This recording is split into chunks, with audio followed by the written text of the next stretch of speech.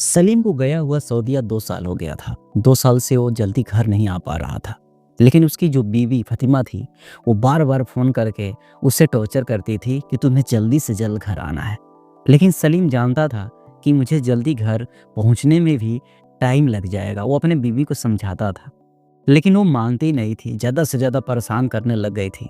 Last में सलीम जो है अपने कंपनी से छुट्टी लेकर वो इंडिया आ जाता है। इंडिया जब आता है तो उसके फैमिली के जितने भी मेंबर होते हैं, माँ-बाप, भाई-बहन सब बहुत खुश होते हैं। शाम के समय पे खाना खा के ऑलरेडी सब कोई अपने-अपने रूम में सोने चला जाता है। सलीम भी अपनी वाइफ के साथ में सोने के लिए चला जाता है। जब सुबह होती है तो सलीम की जो माँ होती है, वो आवाज़ लगाना चालू कर देती है कि सलीम ऑलरेडी 9 बज चुका है, क्या अभी तक तुम सोए हुए हो? लेकिन सलीम की जगह फ़ातिमा घर से बाहर निकल कर आती है और बोलती है कि मम्मी, सलीम तो रात को 1-2 बजे के आसपास में वो बोले कि मुझे कुछ बेचैनी सा हो रहा है, इसलिए मैं बाहर सोने जा रहा हूँ। तो बरामदे में सो गए थे आकर।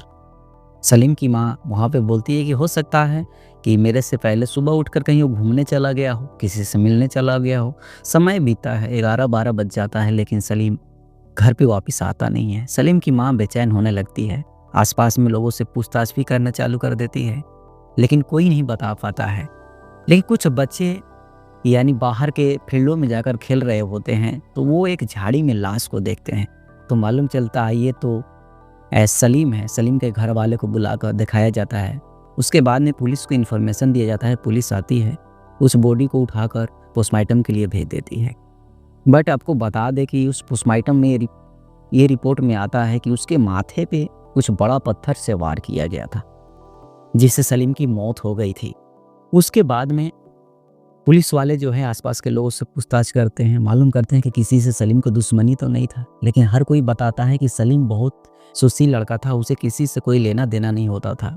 पुलिस सलीम के घर वाले से पूछताछ करती है, उसके माँ से, पापा से, भाई से, बहन से, यहाँ तक उसकी वाइफ जो होती है फ़ातिमा, उससे भी। सबके बातों में कुछ अलग अलग डिफरेंट लग रहा होता है, लेकिन उसकी जो वाइफ होती है, पुलिस वाले को उस पर ज़्यादा शक हो जाता है। पुलिस उसकी वाइफ को, फ़ातिमा को उठाकर पुलिस स्टेशन ले जाती है। वहाँ ले जाने के बाद में जब उसे सख्ती से पूछताछ किया जाता है, तो अपनी सारी की सारी जुर्म कबूल कर लेती है। वो सारी की सारी केस स्टडी कहानी जो भी होता है वो बताती है कि कैसे कैसे वो अपने हस्बैंड को मारी है। तो चलिए, मैं हूँ उपेंद्र कुमार ठाकुर। आज की जो केस है, इस केस पे पूरी फोकस करते हैं। ये जो कहानी है, ये है उत्तर प्रदेश की, जहाँ पे सलीम अपने पूरी परिवार के साथ में बहुत खुशी से रहता था। ऑलरेडी वो बैचलर था, कोई शादीशुदा उस समय था नहीं। सलीम अक्सर पैसे कमाने के धुन में ही लगा रहता था। उसको बहुत ख्वाहिश था कि मैं जितना जल्दी हो मैं सऊदीया चला जाऊं।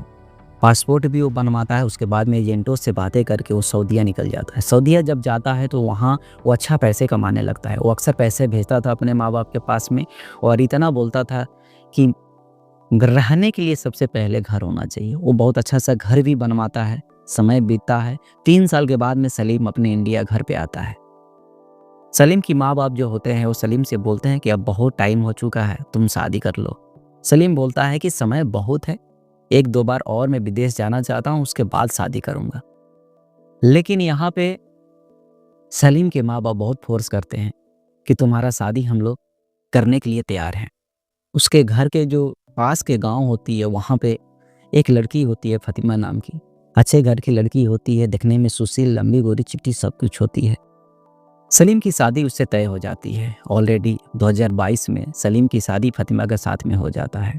जब फ़ातिमा अपने मायके से ससुराल आ रही होती है, तो वहाँ पे वो अपने सलीम से बोलती है कि मेरा एक मुँह बोला भाई है, मैं चाहता हूँ कि उसको लेकर मैं घर पे चलूँ, ताकि वो कुछ दिन मेरे साथ में रहे। सलीम इस चीज़ को उतना सीरियस नहीं लेता है, बोलता है कोई बात नहीं, साथ में लेकर चल सकती हो। जो फ़ातिमा की जो भाई होता है नवाज, वो भी एक अच्छा खासा लंबा चौड़ा गोरा चिट्ठा भी होता है, और दोनों सलीम के घर पे यानी शादी हो जाता है तो वो लोग यहाँ पहुँच जाते हैं। फंक्शन पार्टी होता है, जितने रिश्तेदार आए होते हैं, कुछ लोग चले जाते हैं, कुछ लोग रह जाते हैं। रात हो जाती है, सब लोग खाने खाकर अपने अपने रूम में चले जाते हैं। सलीम भी अपनी बीवी के रूम में चला जाता है। जब रात होती है तो फ़ातिमा दूध के गिलास ले जाकर सलीम को देती है, लेकिन उससे पहले फ़ातिमा उस दूध के गिलास में नींद की गोली मिला देती है। सलीम तो उस दूध को पी लेता है और पीकर वो वहाँ पे सो जाता है। फ़ातिमा मौका देखकर जो नमाज़ होता है, जिस रूम में नमाज़ सोया रहता है, वहाँ पे फ़ातिमा पहुँच जाती है। ऑलरेडी बता दें, फ़ातिमा और नमाज़ दोनों प्यार करते हैं, लेकिन वो किसी को डर से बताते नहीं हैं। लेकिन इसी वजह से जो फ़ातिमा होती है अपने नमाज़ को साथ में लेकर आई होती है। वहाँ पे फ़ातिमा पहुँच जाती है। यानी 2:30-3 रात हो रहा होता है जब सलीम की माँ अपने रूम से बाहर निकलती है और वो एक आवाज़ सुनती है, ऐसी आवाज़ जिसे उसे विचलित कर दे। जब वो पास में जाती है तो और अजीब सी आवाज़ आती है, लेकिन जब वो उस खिड़की को खोलकर देखती है, क्योंकि उसे मालूम होता है कि इस रूम में जो है नवाज़ सोया हुआ है, इसमें तो कोई ऑलरेडी लेडी चाहे लड़की है नहीं। उसे अंदर से कुछ महसूस होता है कि कुछ गलत हो रहा है यहाँ पे। लेकिन जब जाकर वो दरवाजे खोलती है तो देखकर वहाँ पे मतलब कहते हैं ना कि पैरों तले की ज़मीन खिसक जाती है, क्योंकि नवाज़ के साथ में वहाँ जो खुद उसकी नई जो यानी बहू होती है वो हमबिस्तर हो रही होती है। बस उसी की आवाज़ बाहर आ रही होती है। सलीम की जो माँ होती है वो देखकर चुपके से अपने रूम में जाकर सो जाती है, क्योंकि उसे मालूम होता है कि अगर मैं इस समय पे हाला करूँगी तो पूरी मोहल्ले, मेरे रिश्तेदार, हर कोई है, सबको मालूम चल जाएगा और जितनी भी इज़्ज़त है सब बर्बाद हो जाएगा। सुबह होता है, हर कोई सेम उसी तरह से अपना जिसको जाना होता है चला जाता है, लेकिन मौका देखकर सलीम की माँ सलीम को और सलीम की वाइफ फ़ातिमा को एक रूम में बुलाती है और सलीम को फ़ातिमा के सामने सारी बातें बताती है। लेकिन फ़ातिमा जो होती है वो बोलती है कि आप झूठ बोल रही हैं, आप हम लोग का जो मतलब रिश्ता है वो ख़राब करना चाहती हैं, हम दोनों तो भाई बहन हैं। सलीम भी बहुत समझदार होता है, वो जानता है कि अगर मैं इस पे ज़्यादा फ़ोर्स किया तो रिश्ता और बिगड़ सकता है, बातें और बिगड़ जाएगी। तो सलीम वहाँ पे बातें को मतलब दबाने लग जाता है कि चलो कोई बात नहीं है, अगर कहीं मेरी माँ से देखने में ही गलती हो गया हो। लेकिन सलीम को कहीं न कहीं दिल में अकड़ता रहता है कि क्या बात है, कुछ ऐसा भी हो सकता है। दिन होते ही जो नवाज़ होता है उसको वापिस भेज दिया जाता है ताकि आगे मामला और सीरियस ना हो सके। समय बीतता है, सलीम 2-3 महीने घर पे रहकर फिर से वो सऊदीया चला जाता है। लेकिन जैसे ही सलीम सऊदीया जाता है, फ़ातिमा की यहाँ जितनी भी मतलब बोलते हैं ना अंदर की भड़ास है वो बाहर निकल कर आती है। अपने सास से झगड़ा करना, ससुर से झगड़ा करना वो चालू कर देती है। एक दिन ऐसा सिचुएशन बिगड़ जाता है कि वो झगड़ा करके सीधा अपने मायके चली जाती है। लेकिन मायके जाने का भी उसको एक रीज़न होता है, वहाँ जाकर वो अपने जो बॉयफ्रेंड होता है नवाज़, उससे मिलने लग जाती है। ये बात जो है ना कुछ लोगों को मालूम चल जाता है। जब फ़ातिमा का वहाँ पे नवाज़ से अपना मन भर जाता था तो वो फिर वापस अपने मायके आ जाती थी। सेम इसी तरह करते हुए यानी 2 साल बीत जाता है। एक दिन की बात है कि फ़ातिमा अपने नवाज़ से मिलने के लिए जाती है तो नवाज़ बोलता है कि तुम सिर्फ़ 2 महीने की बातें कर रखी थी कि 2 महीने के बाद में हम लोग भाग चलेंगे, कुछ पैसे-वैसे हो जाएगा तो, लेकिन अभी तक 2 साल प्लस हो गया, तुम कुछ कर नहीं रही हो। फ़ातिमा बोलती है कि समय अब आ चुका है, सलीम का आने का भी अब टाइम हो गया है, मैं उसको कैसे भी फ़ोर्स करके अब इंडिया बुला रही हूँ। तुम एक काम करना, जब वो इंडिया आए तो एक प्लानिंग करेंगे, उस प्लान के हिसाब से सलीम का मर्डर कर देंगे।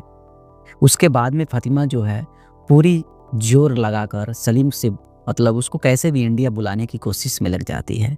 सलीम तो अब उसको एक बेचैनी हो अपने वाइफ़ से मिलने के लिए या फिर मजबूरी हो, वो कैसे भी करके इंडिया तो आता है। जिस दिन वो इंडिया आता है, सब लोग खुश होता है घर के अंदर में। जब वो अपने घर पे आता है तो सब लोग खुश होता है। उसके बाद में शाम को खाना खाकर हर कोई अपने-अपने रूम में सोने चला जाता है। यहाँ तक भी सलीम अपने फ़ातिमा को लेकर अपने रूम में चली जाती है। लेकिन फ़ातिमा जानती थी कि अगर सलीम घर के अंदर में सो गया तो हम लोग की जो प्लान है वो कभी कामयाब नहीं होगा। उसके बाद में फ़ातिमा कुछ ऐसे बातों से उससे लड़ाई करने लगती है जिससे सलीम बेचैन होने लगता है कि अरे यार बहुत बेकार है यहाँ सोना, चलो हम बाहर सो जाते हैं। यही तो मौका चाह रही थी फ़ातिमा कि सलीम कैसे भी बाहर जाकर बरामदा में सो जाए।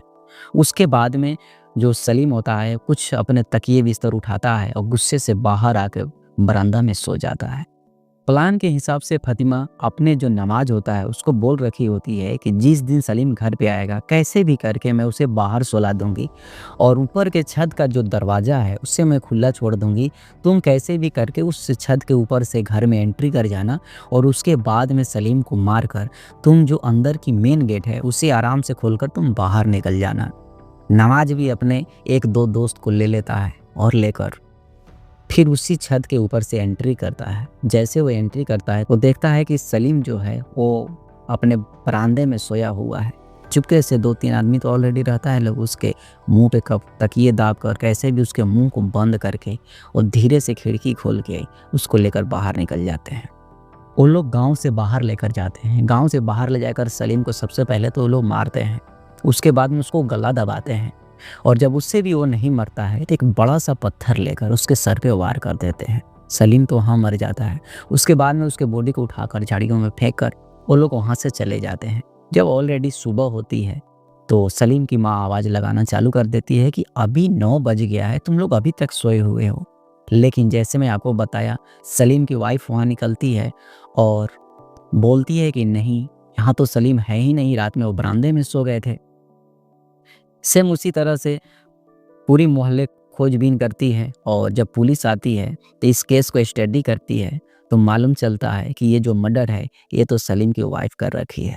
उसके बाद में पुलिस उसे ले जाकर कोर्ट में पेश करती है, जहाँ से उसे जेल हो जाता है। उसके बाद में अब पुलिस लग जाती है कि आखिर जो फ़ातिमा की जो बॉयफ्रेंड है अब उसको कैसे पकड़ा जाए। लास्ट में पुलिस उसको भी गिरफ्तार करती है, उसके साथ में 2 लड़का भी होता है उसको भी गिरफ्तार करती है, जहाँ से तीनों को जेल भेज दिया जाता है। तो दोस्तों, अगर हमारी ये स्टोरी आपको अच्छा लगी हो तो लाइक और सब्सक्राइब करिए। मिलते हैं नेक्स्ट वीडियो में, तब तक के लिए जय हिंद।